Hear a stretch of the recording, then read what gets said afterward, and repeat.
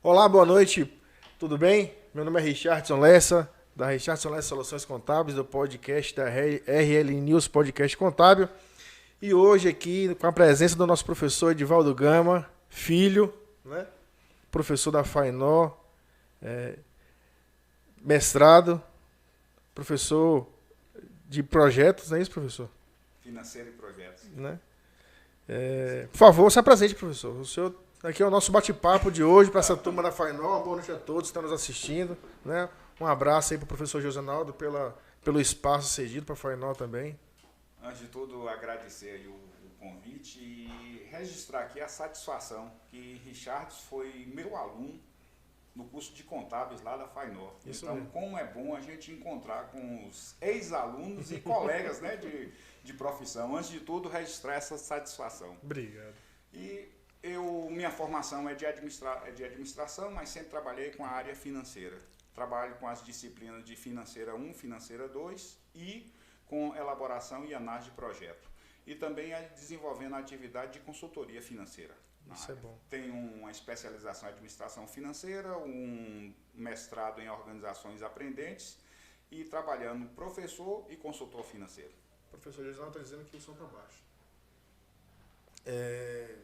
Que bom. Professor, eu também fui aluno da FAINOR, né? Sou egresso da FAINOR, terminei meu curso em 2009.2, né? Aprendi demais, um lugar de muito aprendizado. E é uma satisfação imensa estar aqui essa noite com você, né? Eu vou tratar assim como você. Sim. Somos Tirar colegas. um pouco a formalidade. Somos né? colegas, né? E o nosso tema de hoje, né, do nosso bate-papo para os alunos da FAINOR, para quem está nos ouvindo, é gestão financeira em época de crise. E nós estamos passando por uma crise tremenda, né?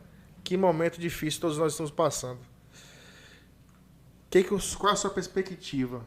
O que o senhor entende entre contabilidade e finanças? O que a gente pode estar colocando nesse aspecto aí? Contabilidade e finanças em épocas de crise. Se a gente pegar crise, eu digo que crise é um alavancador, ele turbina as situações, né? Ele potencializa as situações, tanto para coisas boas como para coisas ruins. Se a gente observar o que aconteceu com a crise, teve alguns setores que foram muito bem beneficiados, teve uma oportunidade de negócio excelentes. Se você considerar a parte de medicamentos, de equipamentos médicos, de equipamentos de proteção individual, foi uma demanda absurda e teve muitas empresas que aproveitaram essa oportunidade. Como também aconteceu muitas empresas que entraram aí de espertalhões que não era da sua área, que todo esse distúrbio quando acontece sempre aparece esse tipo de coisa. Como teve outros setores também que foram muito prejudicados em decorrência dessa crise da pandemia, né? Bares, restaurantes. Isso, bares, restaurantes, turismo. Turismo, verdade. Né? A hotelaria então, foi logo a primeira muito que teve esse baque com o coronavírus. Afetado. Né? Então a crise tem essa capacidade de o que é bom pode melhorar ainda e se já está ruim pode piorar mais ainda. Então ela é uma alavanca que faz isso. E vai depender muito da postura das empresas, de como as empresas estão estruturadas e posicionadas para enfrentar isso aí. Né? Mas a crise, todos esses distúrbios que acontecem, sejam eles de natureza social, de natureza religiosa, tecnológica, provoca essas alterações e faz com que a sociedade, a população, as empresas têm que modificar para acompanhar. Então, tem que olhar desse lado. Não é só coisa ruim também, não. Muita gente foi prejudicada, mas também tem muita coisa para se aprender. Na contabilidade, a gente conseguiu enxergar isso também na contabilidade. Tem empresas, indústrias, que a gente conseguiu ver um crescimento, até por conta do dólar mais alto, né? Então, consegue fazer negócios internos maiores e melhores, porque diminui a concorrência com o externo. Né? Isso aconteceu aqui na nossa cidade. Sim. E alguns clientes que já estavam fracos e a crise chegou e só foi para poder encerrar mesmo a empresa, né? Então, Richard, se a gente fizer uma analogia, digamos, a gestão de uma empresa como dirigir um carro. Se você está andando numa estrada boa, toda asfaltada, movimentação tranquila, você tem um padrão de comportamento, né? De direção, você pode aumentar a velocidade, você pode, né, fazer determinados procedimentos. Mas no momento que você entra numa estrada ruim, cheia de curva, com buraco, o piso não é daqueles melhores, você tem que ter uma certa cautela, você tem que ter mais cuidados ao dirigir o carro. Então a empresa também passa por esse processo de uma gestão, de direção, né? Em termos de velocidade, como é que está a concorrência, como é que estão os fornecedores, como é que estão os clientes.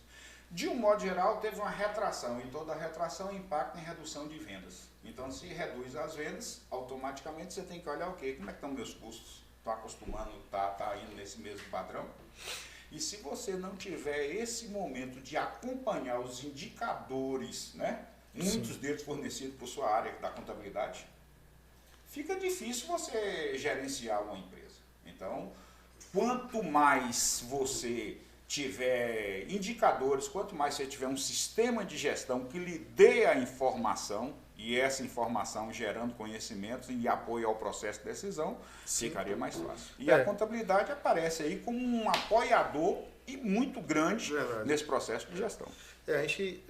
Eu trabalho muito com a parte da contabilidade gerencial. Sim. Né? Gerencial e perícia, mas eu trabalho muito com a parte gerencial. E a gente consegue enxergar em sistemas, em RPs, né, que a gente fala, que tem tudo integrado, essa fase, essa facilidade, né, de conseguir trazer essas informações para a empresa.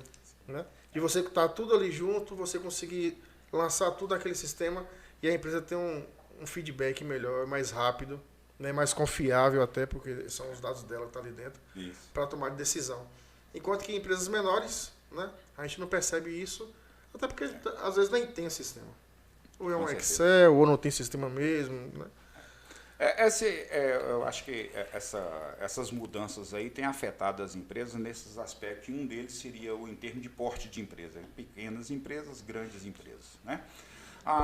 Eu acredito que a área contábil, a função contábil, né, de registro, de documentação, de contar a história de como é a empresa e tudo mais, ela não é tanto afetada porque existe uma necessidade e nem todos os empresários conhecem o aspecto contábil. Então, eles precisam do profissional de contabilidade para desempenhar esse papel.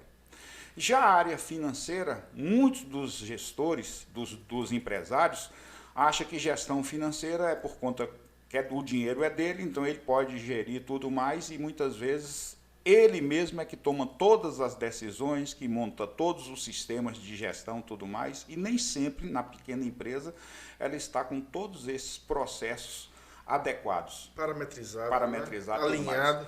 A contabilidade não importa o tamanho da empresa, mas ativa é igual para todo mundo. Sim. Passiva é igual, receita e despesa. Então você tem um padrão de gestão. Né? Pode ser integrado ou não, um maior porte, maior volume. As grandes empresas, eu relaciono uma grande empresa como se fosse um profissional, um atleta de alta performance. Então, todo dia ele faz teste, todo dia ele faz exames, todo dia ele olha os relatórios. Ele está medindo, né? Está medindo os detalhes e tudo mais. Então, os relatórios gerenciais são essenciais para o desenvolvimento da empresa. E a contabilidade fornece tudo isso. Então, as grandes empresas não teve mudança nenhuma, não mudou em nada a contabilidade. As pequenas empresas não vê a contabilidade como um fornecedor de informações. Vê muito mais assim como uma despesa que quer cortar. Então teve muitas, provavelmente aconteceu, que eu já vi alguns casos de gestores falarem e profissionais de contabilidade falarem que foram chamados para reduzir o gasto. Né? E quando você olha a maioria das empresas, pequenas empresas, paga em torno de quê? De um salário. Pô, você pagar um salário mínimo e ainda pedir redução de gastos, ainda querer que ele te dá todo um diagnóstico, dá todo um estudo, é meio complicado. É complicado. É meio complicado. Professor, só para interagir com os alunos, quem quiser fazer pergunta, tirar dúvida, né? Certo. Sim. Está aberto aí, é só mandar, né? Interação, vai interagir pelo YouTube, não é isso? Da própria Fainó, né? Ou entrar em contato com o professor José Naldo também, que ele pode mandar pergunta para a gente, mas está aberto aqui para os alunos da Fainó. E para quem está nos assistindo também. Professor, crise. Quando a gente fala em crise, a gente fala em enxergar o futuro. Né? Enxergar o futuro no sentido de você projetar o futuro. Poxa, eu estou hoje aqui, minha situação é X. Eu tenho que saber como é que vai ser daqui para frente. Então, preservar o caixa. A gente está falando de curto e longo prazo. Né? Bora conversar sobre esse assunto, curto e longo prazo. Em épocas de crise é muito importante a gente estar observando o nosso caixa, tomando cuidado, né? Não gastando onde não deve, não criando despesas sem ter uma receita futura. Então, todo um cuidado. Como é que a gente pode estar amarrando isso melhor? Como é que a gente pode estar conversando melhor sobre esse sentido de curto e longo prazo nessa época de crise aí? Bom, se a gente olhar caixa, né, presente e futuro, quando você faz um investimento, você está consumindo caixa.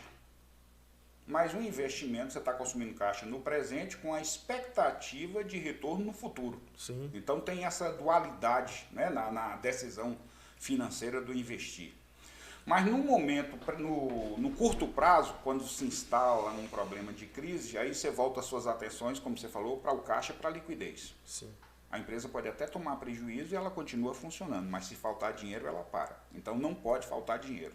Então, o caixa é essencial, a gestão da liquidez é essencial. Né? E de que maneira que a gente pode gerenciar essa liquidez? Contas a receber, contas a pagar e saldo de caixa. O que eu tenho no caixa, mais o que eu vou receber, dá para cumprir com minhas obrigações com a pagar? Dá para tocar. E se não, aí eu tenho que ajustar os meus recebíveis, os meus a pagar. Que são decorrência de quê? De vendas e de compras. Então, se você está administrando o caixa, em um sentido mais amplo, você está administrando o quê? Vendas e gastos. Sim. Controle seus gastos. Corte o essencial. Só deixa só o essencial. Aquilo que não agregar valor, aquilo que não for de essencial para o funcionamento da empresa deve ser cortado, como sempre foi. Tem uma brincadeira que diz que custo é igual a unha, nasceu para ser cortado. Sim. Né? Para ser administrado nessa perspectiva. Então, o curto prazo, o foco é esse. Mas você também não pode parar totalmente, esquecer que tem um futuro. As grandes empresas não pode deixar de andar, né? Estão continuando. Quer dizer, nós passamos por estamos ainda numa crise. Está se falando que está começando a diminuir, mas não tem certeza ainda. Mas as grandes empresas e muitas empresas aí estão fazendo investimentos que acreditam que vai ser diferente, mas não vai ser dessa maneira para o resto da vida. Então vai chegar um ponto aí que a gente vai aprender a trabalhar com essa nova situação, com esses novos cuidados e tudo mais, mas investimentos precisam ter. Então você, gestor, você tem que ter essa visão de curto prazo, que o foco é liquidez, mas você também precisa de continuar investindo e continuar adaptando a empresa, criando condições para que ela se perpetue, né, no futuro. Sim, e a crise, o Covid-19, ele trouxe isso. Né? Sim. Porque a empresa estava andando ali tranquilo, daqui a pouco parou tudo, aí vamos colocar aí a instituição de ensino, por exemplo. Né?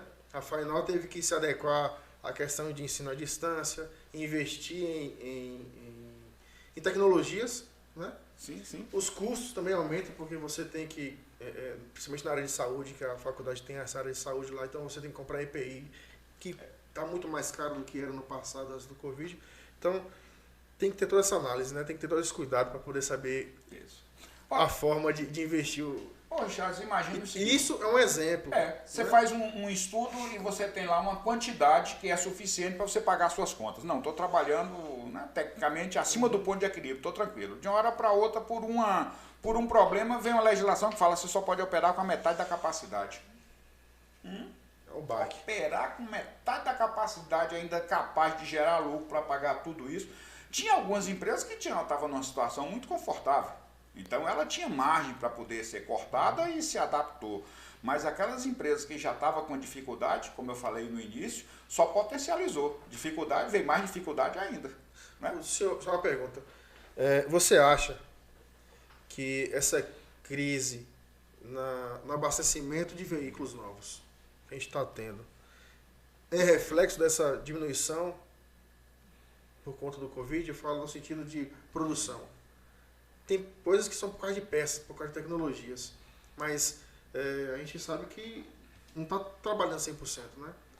Tem pessoas que estão com a carga horária reduzida, então você acha que isso está impactando no valor alto de veículos, por exemplo? Se você não só de veículos, né? De Mas veículos. Na verdade, eu acho que está mudando muitos hábitos estão sendo mudados. Né? Então, aquele negócio de você ir num restaurante, de você ir num cinema, de você passear, de você tirar férias, por alguns momentos tiveram que ser modificado isso aí. Se a gente observar a parte de veículos mesmo, independente dessa restrição, né? Que se de um lado você tem que trabalhar com veículos, né, com ônibus, com metrô, tudo mais, que não pode ter o carro único para as pessoas, que as ruas não admite isso, tudo mais, mas por um problema de preservar a natureza, você tem que andar no seu carro sozinho, aquela questão de como é que a carona solidária ficou um pouco comprometida, tudo mais. Por outro lado também você está mais cauteloso na hora de sair, você está mais seletivo, você não sai por qualquer maneira, então você está começando a fazer determinados planejamentos, você está começando a utilizar o carro de uma maneira mais eficiente. E o próprio carro, independente disso aí, o pessoal já vinha pensando de alguma maneira diferente. Será que precisa mesmo ter o patrimônio? Eu posso utilizar o carro de outras formas? Essas grandes montadoras já estão pensando nessa perspectiva. Não de ter um carro para uma pessoa só, mas ter grupo, como um helicóptero, né? Um jatinho particular. Então você tem cotas de um helicóptero, você tem direito à utilização de tantos voos por mês ou de tantos voos por semana, tudo mais. E por que não um carro? Então essa crise eu acho que está fazendo as empresas pensarem muito nos modelos de negócio. Tá provocando isso aí. Será que esse modelo de negócio é consistente para essa nova realidade ou para uma realidade adaptada? Ou eu preciso fazer alguns ajustes? Tem um detalhezinho que a gente conversa, fala muito, que é bem padrão assim. O que é sempre o mesmo. Agora o como todo dia muda. Se a gente olhar a contabilidade, balanço, ativo, passivo, patrimônio líquido, receita e despesa. Tem quantos anos que isso foi feito? 500 anos, sei lá, 600 anos. Mudou o quê? Não mudou isso não. Agora, a forma como a gente analisa isso, todo dia está mudando, Richard. Então, olha que sacada, como que integrar pensamento, isso, né? Dentro da contabilidade muda. Ah, mas hoje temos o intangível, nós temos o capital social, o capital intelectual, está tudo lá no ativo. Antes tinha um diferido, mudou, agora tem um intangível, mas está lá no ativo, tem um lugarzinho para ele. O Frei lá que pensou na contabilidade foi assim, maravilhoso. Agora, de que maneira que a gente analisa? Eu estava olhando ali na sua prateleira 2 exemplares do professor Alexandre. Tem. Né? Então, tem. Se as técnicas, se as técnicas estão mudando, não é assim? Então tem que se adaptar. A análise de balanço sempre vai ser análise de balanço. Agora, os indicadores de referência, todo dia está mudando. Você está sabendo que ele está indo no top 10 da Amazon, né? Sim. Dos livros que ele está vendendo. Isso. Top 10 aí, o professor Alexandre Alcântara, com análise de balanço. Parabéns, professor. É uma referência. Eu tive o prazer de ler a apostila do primeiro livro. Isso é muito bom. Então, o que nunca vai mudar, mas o como todo dia está mudando. E se a gente não se adaptar, Richard, se a gente não modificar a nossa maneira de fazer a coisa, nós ficamos para trás. Sim. Né? Eu, como professor, mudou, tive que mudar a maneira A própria de contabilidade, trabalhar. ela vem se atualizando. Sim. Ela vem ela saiu do papel, saiu daquela gelatina, saiu de um mero sistema. Hoje ela está muito mais próxima do cliente, né? Do cliente de contabilidade, muito mais próximo do que era no passado. Hoje a gente tem que estar ali muito mais próximo, muito mais ligado no dia a dia, muito mais atualizado em termos de informações para o cliente do que era no passado. Então isso, eu não gosto do termo online. Ficou um pouco assim, sujo. Né? Algumas pessoas não gostam desse termo online, alguns colegas não gostam desse termo online. Eu prefiro o termo digital. Sim. Eu acho que é digitalizar aquela informação muito mais próxima, muito mais rápido. Né?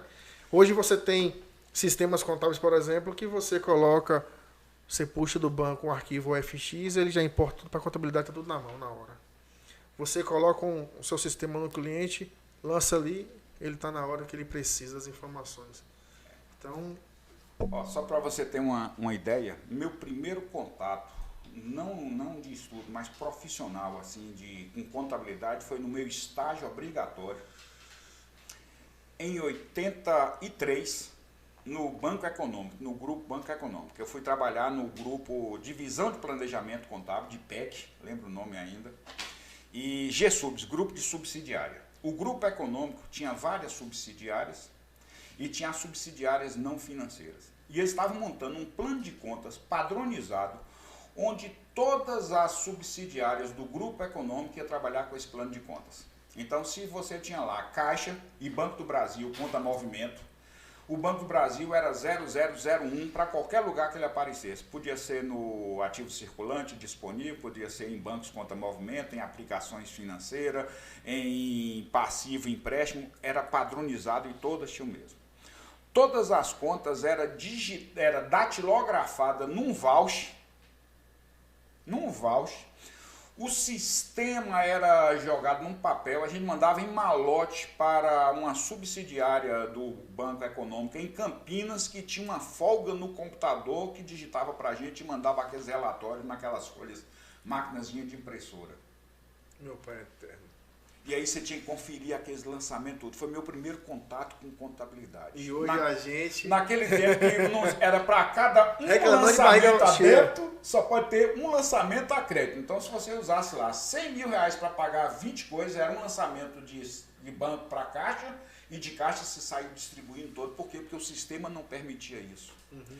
Hoje, quando você olha, quer dizer, todo mundo da empresa está trabalhando para a contabilidade.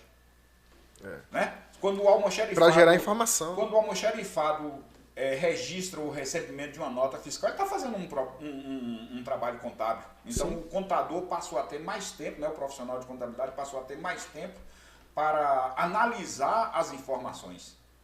Então, mas a contabilidade é mesmo, o balanço era ativo, era passivo, era receita, tudo. Agora, a maneira de escriturar, a maneira de processar as informações mudou absurdamente. Mas a essência continua a mesma. Então, a gente não pode nunca perder essa essência. Por isso que eu falo para meus alunos, pode vir a informação que for, pode vir a modificação que for, mas a essência do conhecimento você tenha.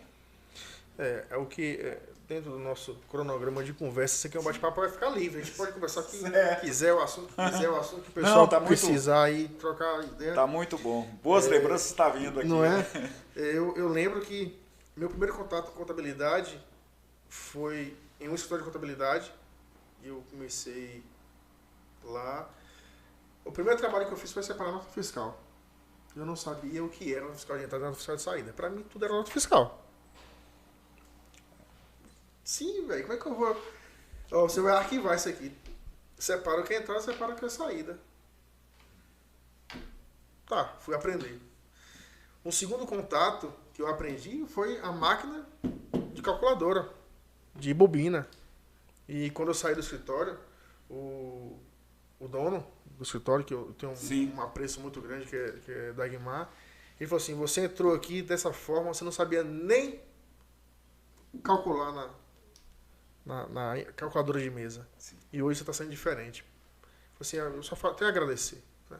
E hoje a gente está aí, trabalhando em contabilidade, trabalhando com perícia, jogando duro. Pegando um link dessa observação que você fez, um comentário. Um colega foi numa empresa e foi lá descrever o processo. Começou a analisar o processo. Aí chegou lá para uma funcionária, você faz o quê? Aí eu separo aqui as notas fiscais. A branca eu boto nessa pilha, a azul eu boto aqui, a cópia vermelha aqui e a amarela aqui. E a azul é o quê? Não interessa. A cópia azul é nesse monte, a vermelha é nesse outro monte, a amarela é nesse outro monte. E o que é esse nota? Não, você não entendeu. Meu processo é cor. Veio a nota fiscal impressa. Tudo branco. Acabou. Foi demitida. Não tem mais primeira, segunda, terceira e quarta. Ela não sabia o que era nota de venda, o que era uma nota de compra, uma nota de devolução, uma nota de transferência. Ela não conhecia, simplesmente se limitou a um dos aspectos de uma cor. No tempo ainda que a nota fiscal era tirada, né? Era emitida manualmente com aqueles carbonos carbonado dupla face. Em 4 vias. 4 vias, 5 vias, tudo mais. Era uma coisa. Aí de uma hora para outra veio lá a informatização e veio a nota fiscal impressa. Não é nem eletrônica, a nota fiscal impressa. Simplesmente essa pessoa perdeu o local de trabalho. Por quê? Porque ela simplesmente se limitou a seguir cor branca, tudo. Eu chamo meus alunos, eu falo sempre para eles, vocês têm cuidado. Uma planilha de Excel é um instrumento. A coisa mais fácil que tem é você preencher uma planilha. Os dados são simples. Coloca o cursor na célula vaga, digite o número, tecla Enter e procura a próxima. Se você continuar fazendo isso aí, você preenche a planilha. Agora o que você preencheu, fez um orçamento, fez uma projeção financeira, fez um balanço? Não, você simplesmente preencheu um documento. Então não seja alimentador de programas. Sim. O programa é utilizado porque ele é mais seguro, mais ágil, mas antes de tudo, você é o profissional, você sabe o que o programa faz. Você não pode perder essa... Logo no início, quando a gente vai aprender ali, mexer no sistema de contabilidade, né? Eu passei por 2 escritórios de contabilidade e depois eu fui para a indústria. E da indústria, eu presto serviço para essa indústria até hoje, né? Que é a CMil, aqui no Centro Industrial. Já tem 13 anos para 14 anos que eu estou lá. E o escritório de contabilidade. Sim.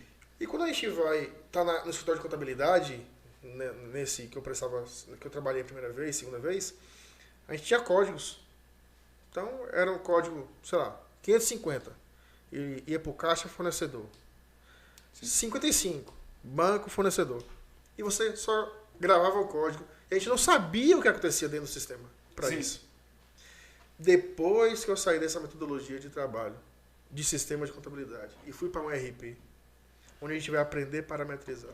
Que a gente sabe qual é o percurso que a contabilidade tem que fazer, qual é a conta que ele tem que sair, que ele tem que sair do banco, ir para o fornecedor, sair do banco, ir para o tributo, sair do banco, ir para o investimento, sabe, ir para o resultado, ir para a despesa, um lançamento. Então, quando você começa a enxergar esse macro da contabilidade, né, que eu acho que isso é importante a gente tá falando, você começa a abrir a visão da contabilidade, você começa a entender um pouco de contabilidade. E um pouco porque é muita legalidade, muita legalização dentro da contabilidade. Né? A gente se fala muito em leis dentro da contabilidade. E isso endói um pouco o nosso juízo quanto a isso aí. Só que eu, no meu caso, que eu trabalho, além dessa questão de contabilidade gerencial, e eu trabalho com perícia, então a gente tem que abrir mais ainda a visão. Sim. Eu tive um bate-papo aqui no podcast com o professor Abimael, foi muito bom nesse sentido de perícia. E é um trabalho que eu faço assim de coração. É uma coisa que você enxerga, que você, infelizmente, às vezes a gente se depara com problemas, né? É uma lide, é um processo, são 2 partes que estão ali brigando e você está ali para sanar ou diminuir aquele problema para o juiz. Mas é muito gostoso. Então, assim, o conhecimento macro do profissional de contabilidade, ele tem que ter o conhecimento não só da parte contábil, mas também do sentido financeiro da coisa. Também. Né? O assunto ele tem que estar unido. O que o senhor tem para nos dizer sobre isso aí? É porque nada assim é solto, né? Uhum. Sempre tem as conexões, sempre tem essas inter-relações, né? Quando você fala mesmo no termo perícia, né? Perito, então chama a atenção a um aspecto. Antes de tudo, o conhecimento. Antes de qualquer coisa, você tem que ter o conhecimento. Tem que ter o conhecimento. É igual a mulher de César, não basta ser séria e honesta, tem que mostrar que é honesta. Tem que ser séria, tem que mostrar que é séria e as tem pessoas que parecer, parecer e as pessoas acreditar que é sério. Então o perito dá esse peso. Né? Se você olhar assim a contabilidade, a parte documental, a parte de registros e tudo mais, quantas e quantas decisões são tomadas com base nessas informações? Quantas decisões em termos de patrimônio, na perícia mesmo, em termos de disputas judiciais, de grandes valores e tudo mais, são tomados com base em uma informação de um perito, de um trabalho de um perito. Então ele não pode fazer só por fazer. Ele tem que ter o conhecimento. Né? Além, como você disse, além do conhecimento contábil, que tem toda uma legislação que dá o suporte à contabilidade, ainda tem os aspectos legais. se não fundamentar de uma maneira correta, né, usando a legislação como deve ser feito, que ferramentas são várias, mas possa ser que aquela ferramenta não é mais adequada, né, para aquele tipo de trabalho que você está fazendo. Exato. Então, tudo isso aí tem que ser observado. Quer dizer, um trabalho que você fez de perícia muito bom, mas usou uma metodologia equivocada e deu um resultado errado, e seu trabalho foi contestado. Foi contestado, e se não tiver cuidado, fica parecendo que você é incompetente. Não é incompetência, foi uma adequação, um trabalho não adequado. Então, você tem que pensar nessas possibilidades. Se a gente olhar a contabilidade, eu digo para os alunos o seguinte, olha, tudo acaba no caixa. Mas dia menos dia vai chegar a nota fiscal no caixa, ou para receber ou para pagar. Então, vocês podem fazer o que quiserem na empresa, mas seria bom que vocês avisassem com antecedência, que se não avisar, vai descobrir. A contabilidade descobre, o tesoureiro descobre. Então, o tesoureiro, finanças, contabilidade, né, controladoria, os dois trabalhando juntos ali, vai acabar descobrindo. Então, e o que é esse papel, esses registros da contabilidade? São consequência de todas as decisões tomadas na empresa. Tudo que é tomado na empresa. Então, a empresa vai comprar. Vai comprar o quê? Eu vou comprar mercadoria A na mão do fornecedor X, no estado tal, vem através de caminhão, com frete, com isso, com aquilo. Então, preço e tudo mais. Então, todos aqueles lançamentos foi para registrar uma operação feita que foi de uma decisão da área comercial. Ah, mas eu vou produzir. Se vai produzir, então vai precisar de gente, vai precisar de máquina, vai precisar disso. Então, a contabilidade, na verdade, ela está transformando todas aquelas informações, que são não sei quantos documentos e tudo mais, dentro de um sistema mais prático e mais visível à informação. Ela né? tira... Ô, Richard, me dá um relatório da empresa. Tá aqui as pastas. Eu não quero pasta de vendas não, meu filho. Eu não quero relatório, eu não quero os mapas de custo não. Eu quero um papel, numa folha de papel, onde você me dá o que é receita, o que é custo, o que é lucro. Então, se você olhar, a própria contabilidade é um registro dessa integração. Exato. E se você for para cada uma dessas outras áreas aí, né, vem, compras, mas compras é o quê? Aí vem suprimentos, vem materiais, vem logística, tem não sei quantas outras informações que trazem, são todas integradas. Então, se você olhar, é altamente sistêmico. E como você tinha falado anteriormente, né, nos grandes sistemas, que as grandes empresas trabalham com ERP, com sistemas integrados, isso aí fica muito mais fácil, quer dizer, é mais complexo para quem desenvolve, mas muito mais simples e mais prático e direto para quem utiliza. Mas o relatório gerencial, eu acho que um balancete, se você pegar lá uma DRE, é uma simplificação de toda uma vida, de todo um ano de uma empresa. E quantas coisas aconteceram naquela empresa para estar retratado de uma maneira tão simples daquela ali. Se você for pegar cada conta daquela, for desmembrar, a empresa faturou 100 milhões de reais. Pega esses 100 milhões de reais e traduz em notas fiscais, depois traduz em quantidade de peças, depois traduz em quantidade de produto. É coisa que não acaba mais. E está tudo numa folha de papel. Isso é verdade. Então, agora, as pessoas que estão lendo aquilo, sabem o que aconteceu por trás para retratar tudo isso? E aí vem o conhecimento técnico, a metodologia, as ferramentas, né? Os programas de computadores. Hoje a contabilidade está tão atualizada, tão próximo do cliente, tão dinâmica, tão digital assim, né? Que ela consegue fazer isso aí muito rápido. A gente não precisa esperar o mês acabar para ter algumas informações. Claro que você tem que esperar o mês acabar para você ter aquele balancete, né? Certo. 1, 2, 5 dias depois, ela não importa o tempo. Mas a contabilidade está tão dinâmica, hoje a gente consegue prestar serviços, por exemplo, fora da cidade. Sim. Tiro por mim. A gente trabalha hoje no estado da Bahia, em 5, 6, 7 cidades daqui da Bahia, fora do estado da Bahia, e fazendo perícia e prestando serviço nessa área de contabilidade também fora do estado da Bahia. Eu estou fazendo só uma propaganda aqui, mas um incentivo para quem está nos assistindo, um incentivo para o aluno que está nos assistindo. Eu acho que é nesse foco que eu quero falar com eles. Na minha área de perícia, por exemplo, eu faço perícia hoje em Vitória da Conquista, nas cidades da região, Barreiras também, já está aparecendo. Hoje eu estou auxiliando 2 peritos em São Paulo, e estou auxiliando em SPED, tanto o contábil que eu fiz, quanto o SPED fiz o ECF, no Mato Grosso do Sul. No Mato Grosso, quer dizer. Em Cuiabá. Então, assim, a gente não precisa ficar só aqui nesse metro quadrado de escritório de contabilidade. A gente pode avançar muito mais. Muito mais. Basta estudar, basta conhecer. Até porque nossa legislação, não só a contábil, mas a legislação tributária, a legislação contábil do país, ela é muito grande. Muito. Né? Então, ó, dois aspectos que você falou. Se a gente observar aqui, esse ambiente aqui, olha só, microfone, câmeras, né? Sim. Iluminação, tudo mais. Então, é o mesmo, mas se alguém olhar assim, mas isso aqui é um escritório de contabilidade. Né? Mas isso é uma maneira que você tem de conversar com o seu cliente. Sim. E o cliente seu, quer dizer, se você for olhar, quantos clientes batem aqui na porta? São poucos. Dos clientes seus, são poucos que vêm aqui. Né? É o WhatsApp, então, telefone. A tecnologia, né, essa restrição, a depender de como você montou o seu modelo de negócio, a restrição é pequena para o seu negócio.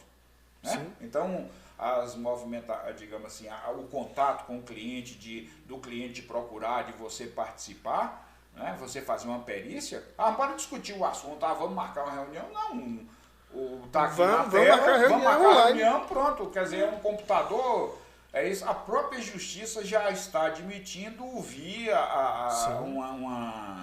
um interrogatório, desde que esteja um advogado e alguém da justiça vendo lá para ver se a pessoa, mas já está se fazendo a transmissão, né? Já está aceitando isso, né? Então essa é uma perspectiva.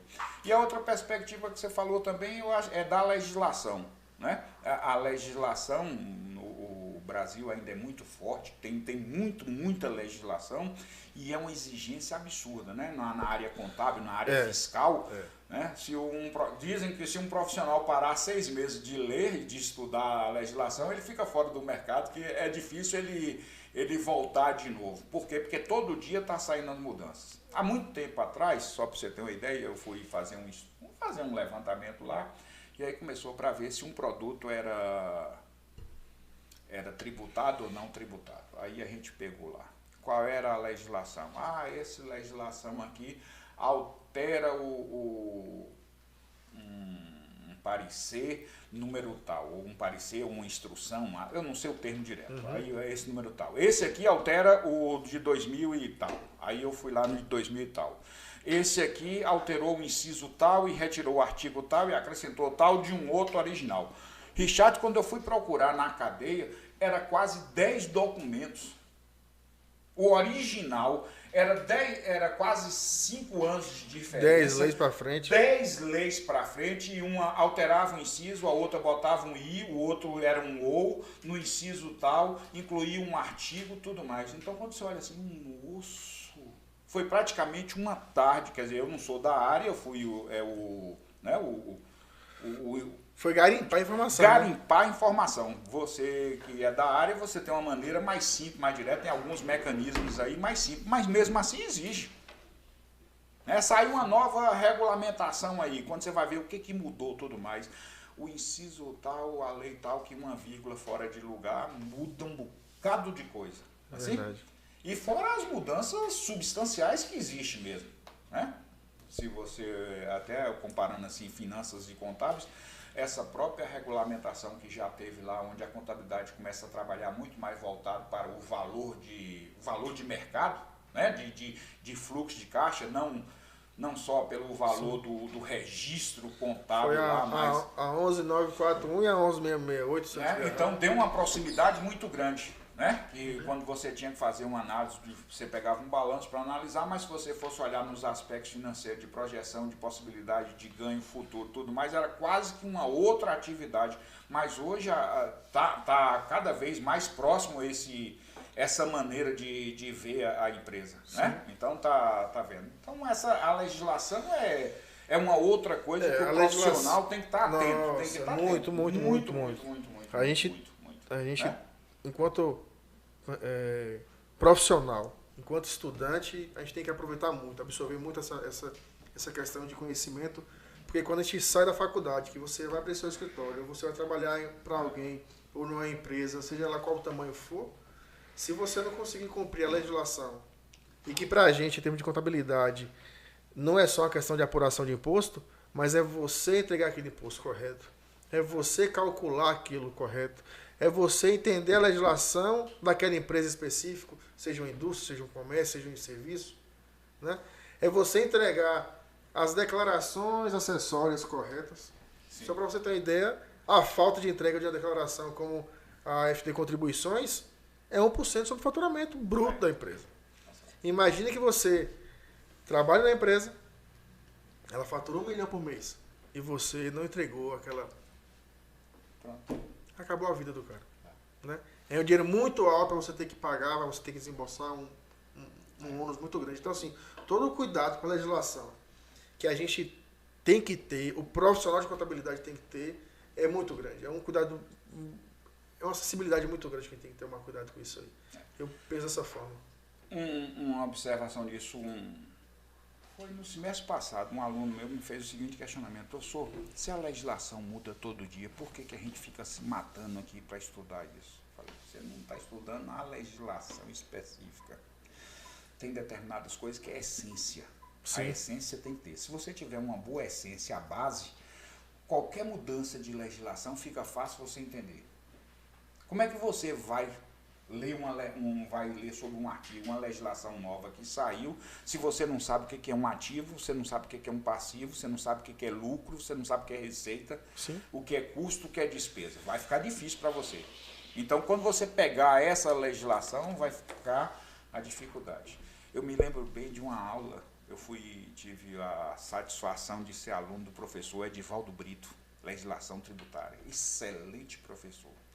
Aí ele chegava assim, Richard, falava assim, abre o código tributário aí no artigo tal, e fala assim que o sujeito, o objeto, né, ele caracterizava legalmente as coisas. Então, antes de tudo, você tem que saber isso. A legislação fala se o sujeito tem que fazer ou não tem que fazer, mas você tem que saber quem é o sujeito, qual é o objetivo, qual é a base de cálculo. A essência, não é assim? Quando a gente entra na faculdade, a primeira coisa, sim, que a gente entende ou vai aprender é que débito não é débito, crédito não é crédito.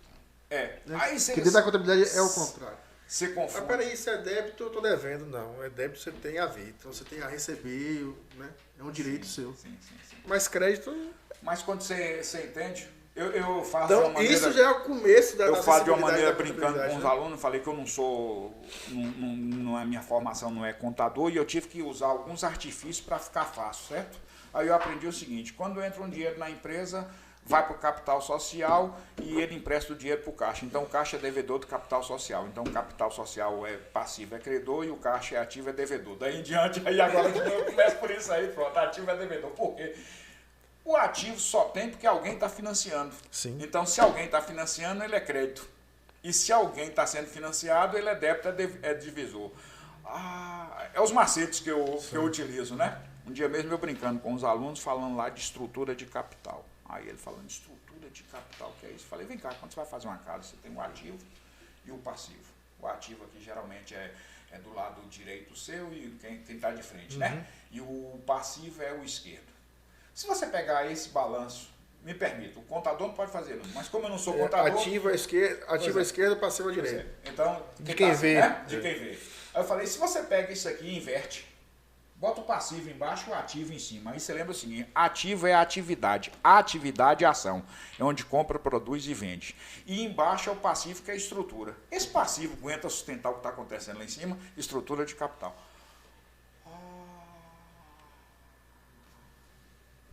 Meu filho, é estrutura. Mas isso é didática. Que você tem que usar essas coisas, né? Você tem que usar isso. Mas mesmo, é isso que eu estou chamando a atenção, que mesmo que você use uma didática, uma maneira, mas tem que estar fundamentada no conhecimento. Que se você, que eu sempre chamo a atenção dos alunos, estude. Eu tinha um professor, Richard, que ele falava o seguinte: vive intensamente como se fosse morrer amanhã e estude intensamente como se fosse viver para o resto da vida.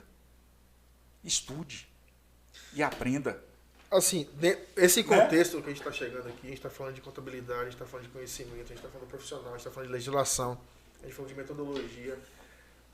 Tudo isso está embasado também, assim, em termos de, entenda todos, que todo esse assunto que a gente vai discorrer, que a gente está discorrendo, que a gente colocou lá no tema como gestão de crise, é fazer com que a gente raciocine para enfrentar essa crise. Sim.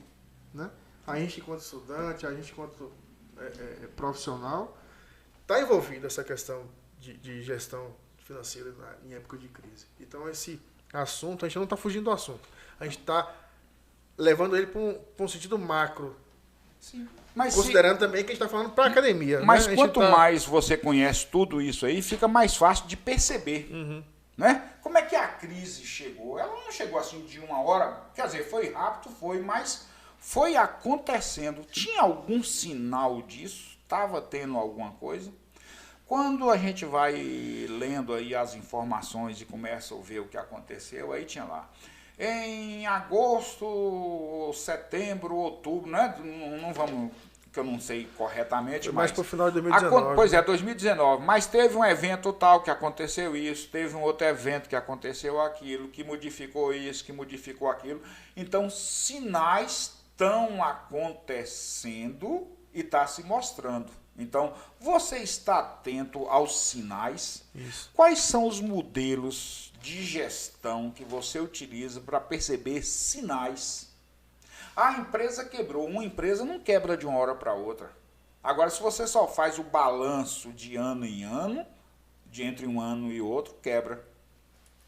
A gente vê mesmo lá. O ativo da empresa, o caixa, as receitas era 100 e foi para 150. Teve aumento de 50%. Sim, mas ela caiu para 60%, passou o mês todo lá embaixo no rodapé, quando foi no último mês do ano que teve aquela venda que absorveu tudo mais. A gente trata sempre como linear. Como uma média, mas né? O balanço é uma luz estroboscópica, não é assim?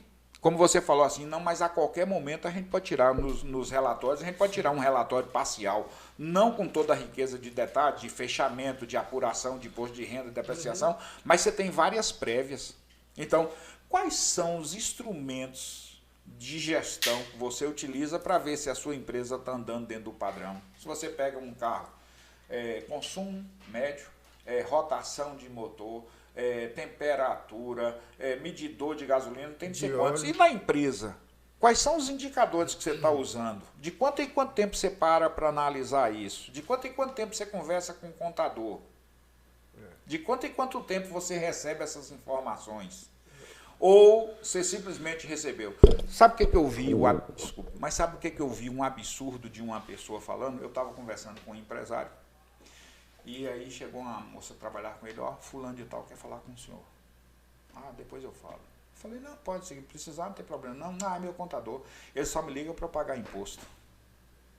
Como assim, moço? Não, todo dia ele inventa uma DAF para eu pagar. Eu falei, mas é ele que inventa ou é a sua empresa que está exigindo que você pague?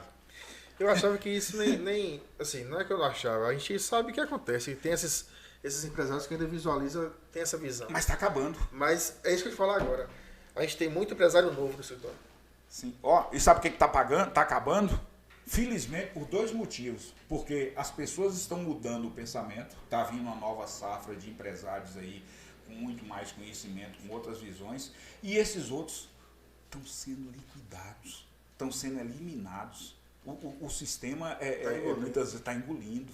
Então a própria evolução, não é a lei natural da evolução, ou você se adapta, ou você se modifica, ou então você é eliminado. Então a gente chama assim como se fosse uma caricatura para chamar a atenção. Não é que é tudo assim, mas ainda tem gente que pensa nisso, mas essas pessoas estão passando uma dificuldade absurda. Aquele outro mais atenado, aquele outro que sabe que precisa do profissional das áreas específicas. E quando você falou da integração, voltando lá atrás, né, que aqui diz que é tudo junto, separado, misturado, tudo mais. Isso aí. Então, se a gente olhar assim, ninguém faz nada sozinho não, hein, Charles? Faz não. Você já viu que coisa mais bonita do que uma orquestra? Uma orquestra. De todos os instrumentos. É a sincronia, né? Sincronia. Então, se a gente falar assim, eu não preciso de ninguém, que eu sei tudo, quieta. Que bobagem você acabou de falar. Você precisa do contador, do advogado, do administrador, do psicólogo, de tudo. Como eu estava dizendo, aqui a gente tem muito empresário novo. Sim. E esse pessoal novo que a gente está tendo contato, eles querem estar mais por dentro do que está acontecendo na empresa. Eles querem estar cientes, quer tudo certinho, não quer esse negócio de ficar atrasando nada, atrasando imposto, não. Eu quero aqui tudo certinho, tudo em dia, tudo antecipado, beleza? Você tem que correr, tem que atender, entendeu? Então assim, eu tenho essa visão, que essa galera nova não está vindo com esses empresários novos, não estão vindo com essa mentalidade do passado. Não, tem mudado. Tá muito mudado isso. O que eu falei é um exemplo, mas felizmente tá. Tem algumas coisas que estão acontecendo aí. A própria Conquista, né, com um polo formador da área de educação e de saúde, né, tem colocado muitos profissionais no mercado. Né? Então, esses profissionais que vão para o mercado, ou eles vão por ser empresários, ou filhos de empresários, ou funcionários em cargos de chefias e tudo mais. Então, se a gente olhar, o nível, né, intelectual, o nível de conhecimento técnico dessas pessoas tem melhorado consideravelmente. Né? Quando você olha, eu mesmo ando na rua, meu irmão fala assim, o pessoal fala, pô, todo lugar que você vai tem um aluno. Eu falei, poxa, mas ainda bem, né? Mas então significa, são duas, isso é um lado bom, né, que eu estou vendo o pessoal de volta, mas por outro lado também a gente olha assim, quanto de alunos estão espalhados por todas essas áreas, nas mais variadas empresas, nos mais variados ramos, nos mais variados setores, e tudo locais, mais. Né, locais, né? Então, essa formação que é decorrência das faculdades, desse polo aqui de Conquista, tem provocado isso. A própria interação das empresas, né? Então, sua empresa fornece para uma empresa de lá do sul do país, do sudeste. Ela acabou de fazer uma importação da Europa, dos Estados Unidos ou da Ásia.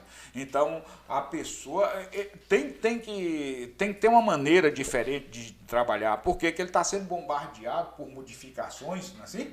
De tudo. O conhecimento é toda hora Você lembra é uma coisa nova. no supermercado bem antigo que os importados eram numa prateleira que a chave ficava na mão do gerente? Hoje em dia você não sabe, você tem que saber o que é nacional, que tudo é made in tudo quanto é lugar fora, então made in Taiwan, China, Tailândia, então você não tem mais maionese, ketchup, essas coisas todas, né? Arroz, açúcar, tudo, então aumentou e muito a importação. Então está mudando, né? Tá. Tem alguma pergunta? Tá tranquilo aí? A gente pode... Pô, passou rápido. Quando o papo é Mas a gente pode seguir aqui e o pessoal fica à vontade aí, a gente vai seguindo e depois encerra aí, não tem problema não. Então essas mudanças, eu acho que isso aí é uma coisa boa. Né? Professor, hoje, sim, eu sou de 2009, nós estamos em 2021. Qual é a diferença, ou qual é a mentalidade, ou o que você fala, chama a atenção dos alunos de hoje? O que você chama... Porque assim, a gente está muito mais tecnológico também, né? Sim. Então, acho que as coisas estão muito mais rápidas. Mas mesmo assim, o que você chama a atenção ainda dos alunos? Eu tem uma pergunta aí? Tô vendo assim dois tipos de alunos, né? Como no meu tempo, quando eu estudei, como eu tinha possibilidade, eu fazia aulas na turma da manhã e fazia aulas com a turma da noite. Então, um exemplo lá. Um dia nós fomos discutir um assunto sobre desconto de taxa de juros para calcular o custo efetivo de uma operação de desconto de duplicadas. Né? Então tinha uma turma da manhã que estudava junto com o pessoal da noite. Essa turma da manhã, quando fez o cálculo, achou um exemplo lá. 4,87, o outro grupo estava numa briga que não era 4,87, era 4,92. Então estava aquela disputa e um da turma da noite lá, professor, de 4 em diante não tem condições de descontar esse dinheiro não, professor. Então você vê o foco, né? É totalmente diferente. Então o que a gente observa hoje? A sua turma e aqueles outros, tinha muita gente que já estava no mercado de trabalho, que estava estudando no sentido de agregar a informação que ele precisava para aplicar. Não ia fazer um curso só para dizer que estava fazendo um curso. Minha turma era uma galera assim um pouco mais madura, né? Que já estava isso. Né? Então esse é um aspecto. Essa pessoa que já tem um trabalho, que já estão em cargos de gestão, já está num determinado nível, ele utiliza o curso de uma maneira diferente. Ele não faz o curso só para ter o diploma, ele quer o conhecimento. Né? Guardar tesouros que possa levar consigo. O diploma você esquece, mas o conhecimento está na cabeça. Onde você for, você leva. Se a gente precisar de sair aqui, você não pega livro nenhum, você vai embora. E no outro dia você está funcionando. Né? Você não precisa pegar livro, que está tudo na cabeça. Certo. Então, a turma nova, tem muitos alunos ainda que estão lá sem saber ainda o porquê quer. Por quê? Por que você está aqui? Porque meu pai mandou, que eu não podia ficar em casa, eu tinha que estudar. Então, aquele aluno que vai para lá porque quer fazer contábeis, que quer fazer administração, que tem um conhecimento específico, ele está tratando o curso de uma maneira diferente, porque ele está construindo um patrimônio para ele. Aquele outro que está lá porque o pai mandou, ele vai ficar lá porque o pai mandou, então ele vai formar. Ou porque o sistema obriga o cara a ir para a faculdade. Obriga, né? Então pronto, ele vai lá, ele vai se formar, ele vai graduar. Né? Uma coisa é você ser graduado em contabilidade, você ser bacharel em contabilidade, e outra coisa é você ser contador. Botar a mão na massa. Botar a mão na massa. Para ser contador, você tem que ter uma carteirinha. E para ter aquela carteirinha, não é só formar. E para você ter uma contabilidade, e essa contabilidade sua mantendo, é muito mais. Então tem uma escala aí. Eu formei, eu graduei, eu bacharelei, eu consegui o título e eu tenho uma empresa.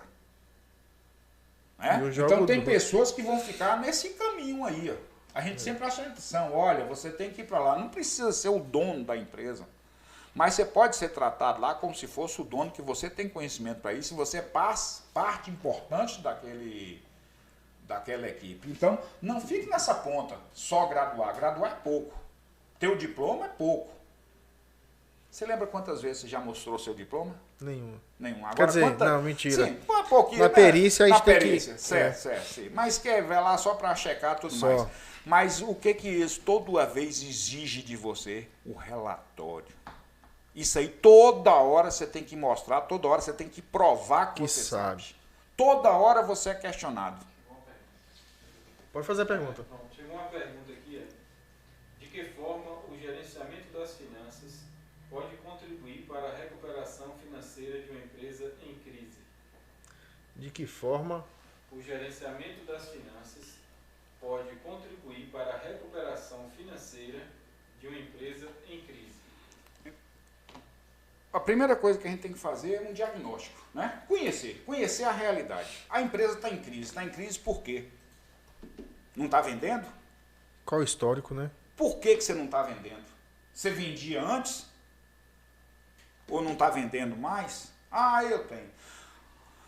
Então, conhecer o porquê dessa situação. E a partir daí traçar uma linha de ação. Mas de um modo geral, claro, é o seguinte: gerencie suas receitas. Como é que está o comportamento das suas receitas? O que está mudando, e procure entender por que está mudando. Conheça seus clientes, conheça os hábitos do seu cliente, que é ele que bota dinheiro na casa. Conheça os custos da sua empresa. O que mudou nos custos? É isso. Quais desses custos são necessários? Quais são essenciais? Tem uma coisinha simples: agregar valor. Toda ação que você faz na empresa gera um custo, como pode também gerar um benefício, né? Custo-benefício. O que eu estou fazendo aqui agrega o quê? Alocar... Se você botar aqui um mármore de todo tamanho bonito nesse escritório, vai agregar o quê para seu cliente pagar mais e ele ficar mais satisfeito? Nada. Agora, se você todo dia entregar um documento para ele, agregar valor no negócio dele...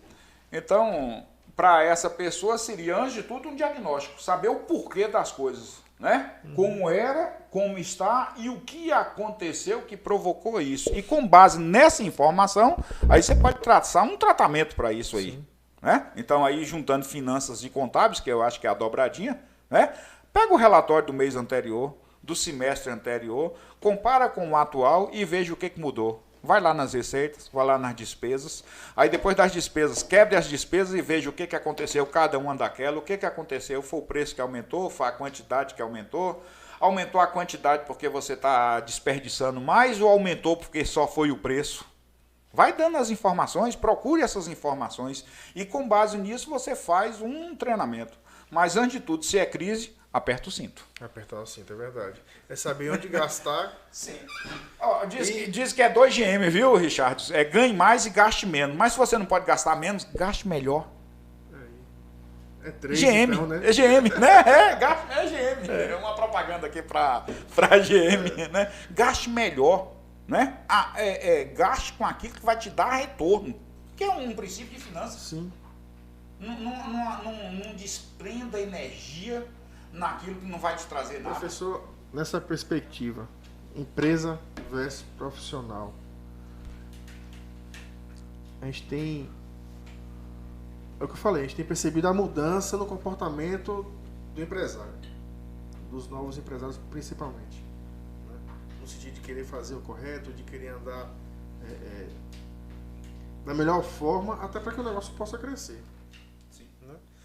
Nessa perspectiva aí de profissional e empresa, qual o paralelo que a gente pode fazer para correlacionar isso no sentido de crescimento? Eu acho que nós estamos passando por um processo de depuração, como sempre foi. Agora, algumas coisas provocam a intensidade em maior e menor intensidade, mas é um processo de depuração. Então, as empresas têm que melhorar, as empresas têm que ser mais efetivas, têm que ter menos gastos, gerar mais lucro, satisfazer melhor os seus clientes, atender melhor o cliente. Não aquele negócio, é participação de mercado de qualquer maneira, tudo mais, mas uma participação sustentada, efetiva e que o cliente com perspectiva de continuidade. Então a empresa precisa disso, mas para que ela faça isso, ela precisa da metodologia que nós falamos, da tecnologia que nós falamos, mas ela precisa do operador da metodologia e da tecnologia, que é o profissional. Então, se o profissional não se preparar para isso, aí vai haver um desencontro entre empresa e profissional. Tem muita gente dizendo que emprego está difícil, mas quantos e quantos empresários você ouve falando que está difícil funcionário bom? Muitos também. Muitos. Imagine aí de tantas pessoas que você ouve aí, se você tivesse de ampliar o seu escritório e fazer uma equipe aqui de 5 pessoas, será que seria fácil você arranjar esses 5? Não é. Então tem alguma coisa aí. Mas todo ano, todo semestre ou todo ano vem profissional para o mercado. Se o mercado está oferecendo, então o que está acontecendo? Ó, um exemplo simples, eu falei assim, se você cheguei para um aluno e perguntei, se você der 10 atividades, que o aluno pediu que devia passar com nota 5, não precisava ser nota 7, não, com 5 passava. Eu falei, mas você passa, só vai para a final, né? Mas passa tranquilo. Ele, não, mas aí é muito, professor. A gente queria uma nota. Eu falei, se você desse 10 atividades para um funcionário seu, você queria que ele acertasse quantas? As 10. Eu falei, não seja tão exigente. Para ele é 5, para o outro é 10. Seja gente boa, tudo mais. Aí ele pediu, ele pediu, eu falei, então tá bom, 8. Eu falei, pois é, você está exigindo 8, mas quer passar com 5. Se você for para o mercado, você não vai. Você não vai trabalhar na sua empresa. Então, eu acho que essa consciência precisa ter. Sim. Né? Você precisa de bons profissionais e é com bons profissionais que fazem boas empresas. Claro, verdade. Esse profissional que está te procurando aí... Vamos para a pergunta. É uma pergunta, tem até um gancho dessa última conversa aí. Para o estudante que é recém-formado, ou que está no último semestre, já em vias de se formar, o que ele tem que levar em conta para ser um bom consultor financeiro? Conheça a empresa. Ó, eu tô para me formar. Eu posso só... Sim. Né? Rapidinho. Eu acho que o conhecimento teórico é muito importante. Muito. Também. O conhecimento, mas antes de... Não só o conhecimento, mas o seguinte. Você sabe o que é uma empresa? Você sabe como uma empresa funciona? O que é o dia a dia de uma empresa? Ô, Richard, eu antes de fazer o estágio obrigatório, eu trabalhei 1 ano de graça para ter a ideia do que é ser estagiário, porque trabalhar numa outra empresa, que quando eu ia numa empresa, era uma empresa onde meu pai trabalhava, e o filho do gerente ou o filho do dono é tratado de uma maneira diferente. Mas quando você chega numa empresa que você é estagiário é para tomar, né, mandado, essas outras coisas todas. Então você precisa entender. Um outro grande problema é achar que o curso vai nos dar tudo. orientação, mas você tem que construir, você tem que construir. Então você tem que se fazer profissional. Antes de tudo, o conhecimento, né, eu acho que um adendo nessa resposta sua para o aluno é conhecer a empresa e ir na empresa. É você sentar, você saber o que é uma empresa. Você tem que saber, igual você falou, saber o que é uma empresa. Saber o que ela faz. Qual é a atividade dela. Dentro dessa atividade dela, qual o segmento dela aqui dentro do município, da região, do o contador estado, não precisa do conhecer Brasil. a empresa, não. Você tem que saber fazer isso. Como que você não precisa conhecer a empresa? Garanto que se um contador visitar a empresa cliente dele, ele vai entender melhor e é capaz de dar um trabalho muito melhor, um relatório melhor, apesar do balanço ser padrão. Né? Aquela expressão é chão de fábrica. Ele não conhece o chão da fábrica. Conhece o chão da fábrica. Com conhecimento, né, técnico, científico e com a experiência do chão da fábrica, você vai tomar menos pancada no dia a dia. Que essa questão de finanças, ela é muito assim, muito refinada, é uma coisa que toca muito a empresa, né? Então é muito cuidado, muito peculiar de cada um. Você não pode chegar com a mesma metodologia em todas, né? Eu vou fazer o processo A nas empresas que eu tenho aqui. Não dá para fazer. Cuidado com né, de um para o outro, né? Uma coisa é você ter o raciocínio dessa aqui, você ia tentar aplicar nessa outra, mas as metodologias vão mudando, né? Você tem que tentar fazer diferente. Até porque a própria atividade da empresa vai exigir isso. É igual receita de bolo, né? Bota lá no fogão durante 5 minutos. Depende de 5 minutos com que temperatura. Pois é. É isso mesmo. Professor, eu acho que tem a questão na perícia, que é sair da caixinha, né? Sim. Você não pode ficar só ali no que está no papel. Você tem que saber o que o papel está dizendo para você. O que está demonstrando. Então, a mesma coisa no balanço. Esse balanço está bonitinho, está lindo, maravilhoso. Mas o que ele está dizendo aqui para a gente? Então, também nessa questão, respondendo a pergunta, é você saber analisar um balanço. Enquanto profissional da área de finanças, enquanto contador, não é só montar o balanço, é saber o que está dizendo para você. A análise, né? A análise. O que o número lhe diz? O que os números? Converse com os números. Converse com os números. E eu brinco sempre quando a gente vai falar lá. Você escreve 4, 5 números no quadro, como se fosse um balanço, e de uma hora para outra você tem imaginando como você vê uma empresa funcionando. Né? Aqui é o ativo, aqui é o passivo, o circulante, aqui é o capital social, o endividamento, o capital de giro. Você bota 4, 5 números no quadro e começa. E pra gente que chega na faculdade, que chega na academia ouvindo isso, que nunca entrou numa empresa, que não tem essa percepção empresarial, é difícil pra gente poder... Poxa, se você não botar a mão na massa e atrás de um estágio, você uma poder brincadeira fazer, que eu faço com eles, que é uma outra metodologia, é o seguinte: normalmente, assim, dado o balanço, calcule os indicadores, né? Sim. Eu faço o seguinte: dados os indicadores, calcule o balanço. Como assim? Eu falei, mas é planejamento. Qual a empresa que você quer ter daqui no final do ano? Você quer ter uma empresa com que índice de liquidez? Com que grau de endividamento? Com que nível de imobilização do capital próprio? Qual a composição do endividamento? Então, se você tiver isso na sua cabeça, você pode montar. O que eu estou montando é possível? Entenda que esse raciocínio que você está tendo, né, de planejamento, de gestão, de liquidez, a gente usa isso na perícia. Na perícia de apuração de haveres, na perícia de um valuation, que é a valoração da empresa. Sim. Então, você olha para o balanço e diz, o faturamento da empresa é esse aqui, o patrimônio dela o lucro dela foi de 1 milhão, então ela tem um patrimônio de 1,5 milhão. Então ela vale 1,5 milhão. Qual é a receita dela? O que essa receita indica? Como é que essa receita ela é crescente ou não é crescente? Como é que é o passivo dessa empresa? Qual é o panorama dessa empresa como um todo para você dizer que ela só vale 1,5 milhão? Mas ela gera muito mais de 1,5 milhão, então por que ela só vale 1,5 milhão? Então, todos esses estágios a gente tem que ter. Para que coisa mais bonita do que a análise tendencial? Olhe os outros balanços antigos e vê qual é a tendência. A gente faz Como isso. é que a empresa está se comportando? Para que análise mais bonita do que aquela? Eu não pego Você fazer só... uma sequência histórica de 5 anos, 10 anos.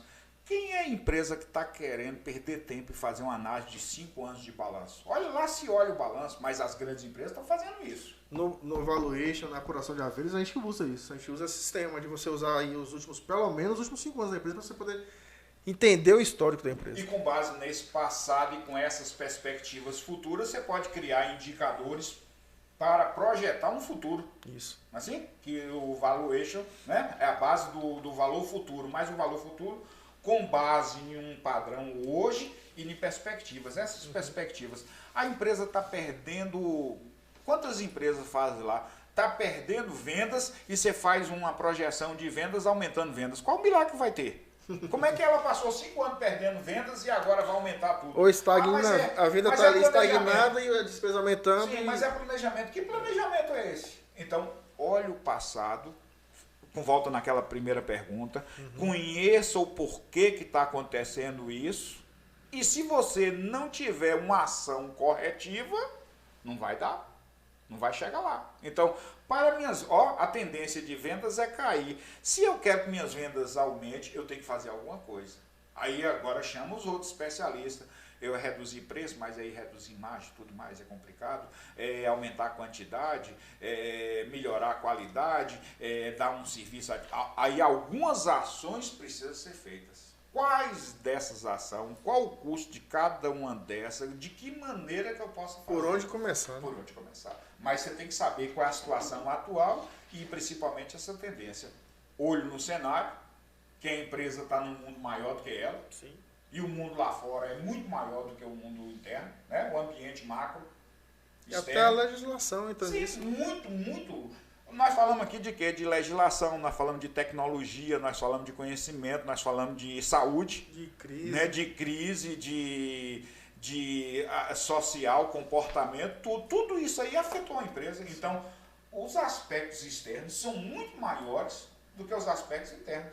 Então, se a gente não conhece nem os aspectos internos e nem os aspectos externos, vai ficar difícil a gente gerir uma empresa. Verdade. Então, o cuidado é muito grande, né? Sim. A responsabilidade social é grande, a responsabilidade empresarial nós vamos maior. saber tudo? Não, quem é que vai saber tudo? Mas é bem melhor saber alguma coisa.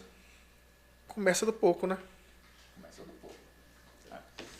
Professor, eu acho que deve estar chegando ao fim aí a participação dos alunos. Quero agradecer a Fainó, quero agradecer ao professor Josenaldo, ao professor Gama, aqui a Denis, a Leandro, por estar aqui participando com a gente desse podcast. Agradecer muito mesmo a Fainó por essa moral que está dando aqui para o nosso canal, né? E eu quero presentear o senhor aí com uma lembrança, né? É um caderninho, né? Não é uma agenda, mas é um caderninho. Esse é seu. O do professor. Beleza. O do professor Josenaldo está aqui. Só que ele só vai ganhar quando ele vier buscar. Pronto. Não é que ele vai participar com a gente qualquer dia desse aí. Né? Você, aluno da Fainó, seja de qual curso for, quiser participar, quiser agregar valor, quiser participar com a gente aqui, a porta está aberta. Qualquer professor da Fainó também, a porta está aberta. Para a gente é uma satisfação estar falando de contabilidade, estar falando de gestão, estar falando de empresa, estar falando de perícia. Então, aqui a gente vai falar de tudo, vai falar de legislação, se tiver que falar, a gente vai trazer advogado também para poder falar essa parte de legislação. Muito interessante. Né? Isso. Abrir o leque mesmo, né? Exato. A gente tem que buscar essas informações. Tudo isso está ligado em empresa, está ligado em gestão, está ligado em contabilidade. Seja perícia, seja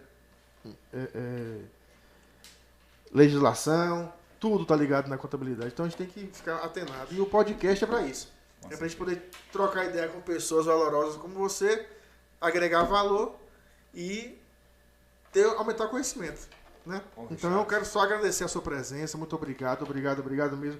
Demorou. Na teoria, era para a gente ter feito esse bate-papo no dia 28 do 7. Do 7, mais uma coisa e outra, mas veio a tempo e bom demais. Tá no seu tempo, né? Então, antes de qualquer coisa, reforçando o que eu falei no início, agradecer pela oportunidade e registrar aqui a satisfação de estar aqui com você. Obrigado. Né? É muito bom. Agradecer aqui o pessoal do apoio. Gente, você não sabe, tá tudo bonitinho aqui pra cima da gente, mas você não sabe o que é fio, o que é luz, que esse pessoal aqui tá deixando tudo bom. Então, meu muito obrigado a vocês pelo apoio, pelo carinho e pela atenção, né? Obrigado aí a Fainó, ao curso de contábeis, ao professor Josenaldo, curso de contábeis, o curso de administração, aos colegas professores, aos alunos que estão nos assistindo aí.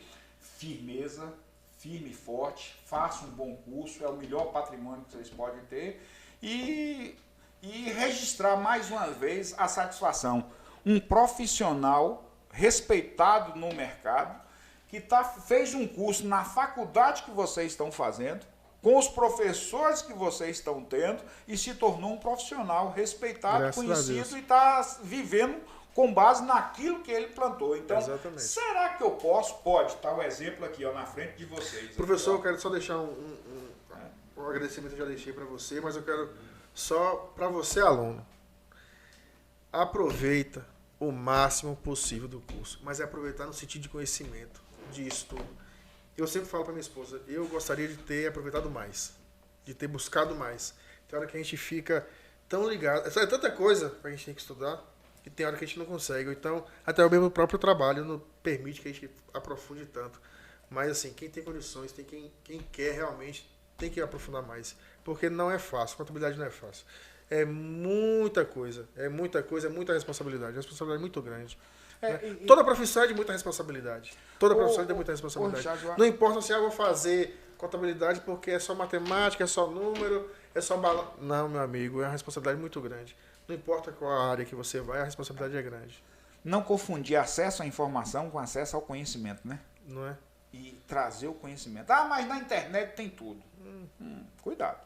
Vai ter tudo. Agora o negócio... Mas se você não tiver o conhecimento para interpretar o que você está vendo... Na internet tem tudo. Você vai conseguir baixar um livro de contabilidade, ler, pá, beleza. Você vai conseguir aplicar? Então, tem que unir as coisas, né? Com certeza. Professor, obrigado. Muito obrigado mesmo. Ó, gente, isso aqui é a falta do costume aqui. Que toda hora eu bato nesse negócio, mas Josenaldo, obrigado, boa noite. Até mais. Valeu, pessoal. Obrigado. Tudo de bom. Uma boa noite.